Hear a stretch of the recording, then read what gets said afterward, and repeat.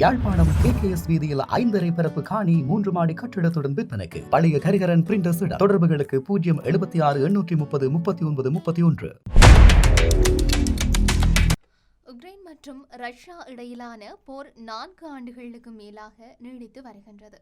2022ஆம் ஆண்டு பிப்ரவரி மாதம் ரஷ்யா உக்ரைன் மீது முழுமையான ராணுவ நடவடிக்கையை தொடங்கியதைத் தொடர்ந்து இந்த மோதல் உலக நாடுகளின் கவனத்தை ஈர்த்த மிகப்பெரிய சர்வதேச பிரச்சினைகளில் ஒன்றாக மாறியது. ஐரோப்பிய கண்டத்தில் 2ஆம் உலகப் போருக்கு பிறகு ஏற்பட்ட மிகப்பெரிய ராணுவ மோதல்களில் ஒன்றாக இந்த போர் கருதப்படுகின்றது. இந்த போர் தொடங்குவதற்கு முன்பே உக்ரைன் மற்றும் ரஷ்யா இடையே அரசியல், பாதுகாப்பு மற்றும் பிராந்திய தொடர்பான பதற்றங்கள் நிலவி வந்தன. உக்ரைன் மேற்கு நாடுகளுடன் நெருக்கமான உறவை வளர்த்து கொண்டது. குறிப்பாக ஐரோப்பிய ஒன்றியம் மற்றும் நேட்டோ அமைப்புகளுடன் அதன் தொடர்புகள் அதிகரித்தன. இதற்கு ரஷ்யா எதிர்ப்பு தெரிவித்தது. தனது பாதுகாப்புக்கு அச்சுறுத்தல் ஏற்படக்கூடும் என்ற காரணத்தை முன்வைத்து ரஷ்யா பலமுறை எச்சரிக்கைகளை வெளியிட்டது.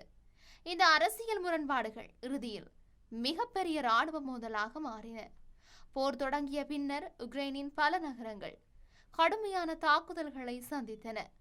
தலைநகர் கீவ், கார்கிவ், மரியுபோல் உள்ளிட்ட பல பகுதிகளில் கடுமையான சண்டைகள் நடைபெற்றன. ரஷ்ய ராணுவத்தின் தாக்குதல்களுக்கு எதிராக உக்ரைன் படைகள் தீவிரமாக பதிலடி கொடுத்தன. இதனால் இருதரப்பினரும் பெரும் அளவில் உயிரிழப்புகள் ஏற்பட்டன.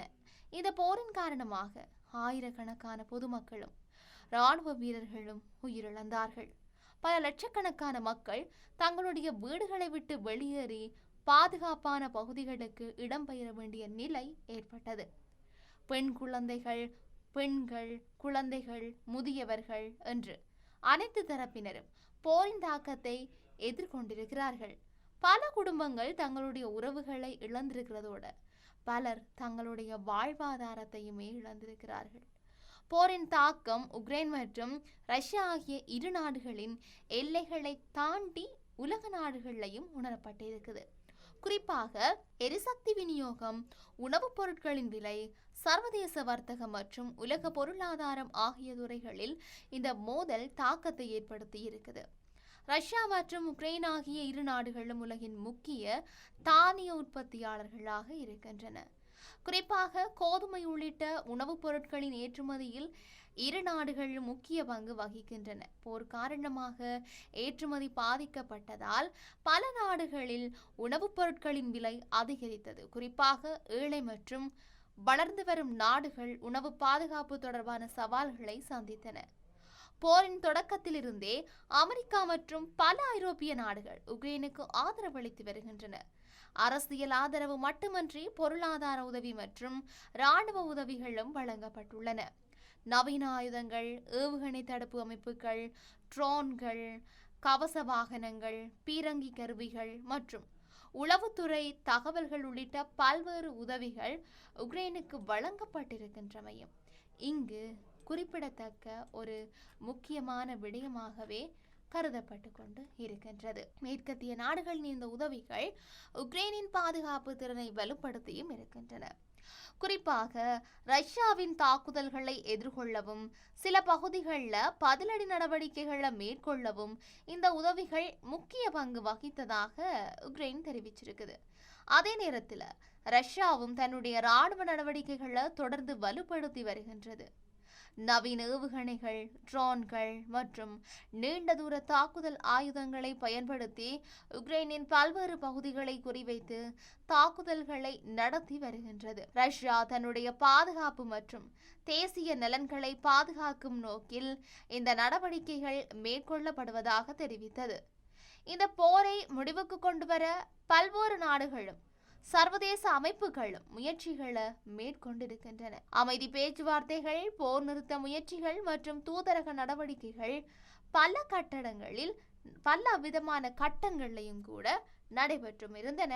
ஆனால் இருதரப்பினருக்கும் இடையிலான இந்த கருத்து வேறுபாடுகள் காரணமாக நிரந்தர தீர்வு கிடைக்கவில்லை என்பதும் இங்கு குறிப்பிடத்தக்கது. அமெரிக்க ஜனாதிபதி டொனால்ட் ட்ரம்ப் உள்ளிட்ட சில உலக தலைவர்கள் உக்ரைன் மற்றும் ரஷ்யா இடையே போர் நிறுத்தத்தை ஏற்படுத்த முயற்சிகளை மேற்கொண்டதாக தகவல்கள் வெளியாகியும் இருந்தன. ஆனால் பிராந்திய பாதுகாப்பு, ஆக்கிரமிக்கப்பட்ட பகுதிகள், அரசியல் கோரிக்கைகள் உள்ளிட்ட பல்வேறு விவகாரங்கள்ல இரு நாடுகளும் மாறுபட்ட நிலைப்பாட்டை கொண்டுள்ளதால் பேச்சுவார்த்தைகள் சிக்கல்களை சந்தித்து வருகின்றன. உக்ரைன் தன்னுடைய இறையாண்மை மற்றும் பிராந்திய ஒருமைப்பாட்டை முக்கியமாக வலியுறுத்தி வருகின்றது.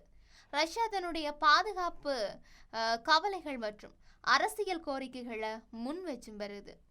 இந்த இரு நிலைப்பாடுகளுக்கும் இடையே சமரசத்தை உருவாக்குவது சர்வதேச சமூகத்திற்கு மிகவும் பெரிய ஒரு சவாலாக இருக்குது. இந்த நிலையில சமீப காலங்களில் உக்ரைனும் ரஷ்யாவும் மீண்டும் ஏவுகணை மற்றும் ட்ரோன் தாக்குதல்களை தீவிரப்படுத்தி இருக்கின்றன. இரு நாடுகளும் எதிரியின் முக்கிய பகுதிகளை குறிவைத்து தாக்குதல்களை மேற்கொண்டு வருகின்றன.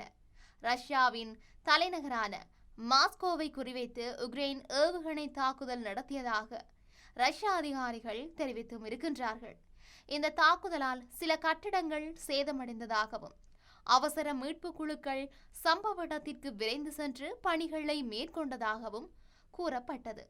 இந்த தாக்குதலில் 5 பேர் உயிரிழந்ததாக தகவல்கள் வெளியாகியும் இருக்கின்றன. மேலும் சிலர் காயமடைந்தும் இருந்தார்கள். இதற்கு பதிலடியாக ரஷ்யா உக்ரைனின் பல பகுதிகளை குறிவைத்து தாக்குதல் நடத்தியதாக கூறப்படுது. குறிப்பாக உக்ரைனின் வடகிழக்கு பகுதியில் அமைந்துள்ள சுமி நகரில் நடத்தப்பட்ட ஏவுகணை தாக்குதலில் 4 பேர் உயிரிழந்தார்கள். பல கட்டடங்கள் சேதமடைந்ததாகவும் பொதுமக்கள் பாதிக்கப்பட்டதாகவும் தகவல்கள் தெரிவிக்கின்றன. இந்த இருதரப்பு தாக்குதல்களின் விளைவாக மொத்தம் 9 பேர் உயிரிழந்திருக்கிறார்கள். மேலும் பலர் காயமடைந்தும் இருக்கிறார்கள். தாக்குதல்களின் முழுமையான சேத விவரங்கள் தொடர்ந்து மதிப்பிடப்பட்டும் வருகின்றன. இந்த போரில் பொதுமக்களின் பாதுகாப்பு மிகப்பெரிய கவலைக்குரிய விடயமாக உள்ளது. ஏவுகணை மற்றும் ட்ரோன் தாக்குதல்கள் காரணமாக குடியிருப்பு பகுதிகள் பலமுறை சேதமடைந்தன. மருத்துவமனைகள், பள்ளிகள் மற்றும் முக்கிய உட்கட்டமைப்புகள் பாதிக்கப்பட்டன. மின்சார நிலையங்கள் மீது நடத்தப்படும் தாக்குதல்கள் காரணமாக சில பகுதிகளில் மின்சார விநியோகம் பாதிக்கப்பட்டும் இருந்தது. குறிப்பாக கடுமையான குளிர்காலங்களில் மக்கள் வெப்ப வசதிகள் இல்லாமல் சிரமங்களை எதிர்கொண்டுள்ளார்கள். இதனால் மனிதாபிமான உதவிகளின் தேவை தொடர்ந்து அதிகரித்து வருகின்றது. ஐக்கிய நாடுகள் சபை உள்ளிட்ட சர்வதேச அமைப்புகள் பொதுமக்களின் உயிர்களை பாதுகாக்க வேண்டும் என்றும் சர்வதேச மனிதாபிமான சட்டங்களை மதிக்க வேண்டும் என்றும் தொடர்ந்து வலியுறுத்தி வருகின்றன. போரை விட பேச்சுவார்த்தை மூலம் தீர்வு காண்பதே சிறந்த வழி என்று பல நாடுகள் கருத்து தெரிவித்தும் இருக்கின்றன. எனினும் தற்போதைய சூழ்நிலையில் இரு நாடுகளும் தங்களது இராணுவ நடவடிக்கைகளை நிறுத்தாமல் தொடர்ந்து முன்னெடுத்து வருகின்றன. ஒவ்வொரு புதிய தாக்குதலும் உயிரிழப்புகளையும் பொருட்சேதங்களையும் ஏற்படுத்துகின்றது. உலக நாடுகள் இந்த மோதலை கவலையுடன் கவனித்து வருகின்றன. ஏனென்றால் இந்த போர் நீண்ட காலம் தொடர்ந்தால் அதன் தாக்கம் உலக அரசியல் மற்றும் பொருளாதாரத்தில் மேலும் அதிகரிக்கக்கூடும் என்றும் தெரிவிக்கப்பட்டுள்ளது. யாழ்ப்பாணம் KKS வீதியில் 5 பரப்பு காணி 3 மாடி கட்டிடத்துடன் விற்பனைக்கு. பழைய கரிகரன் பிரிண்டர்ஸ் தொடர்புகளுக்கு 076 830 39 31.